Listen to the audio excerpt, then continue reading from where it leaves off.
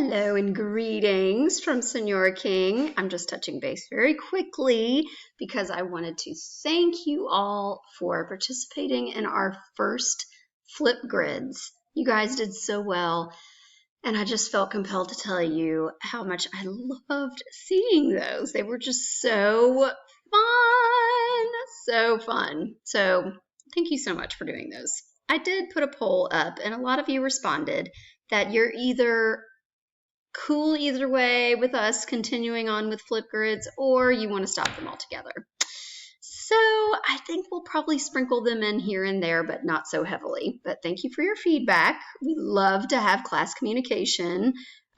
So in terms of class communication preferences, it looks like most of you like the Padlet. That's what the results were.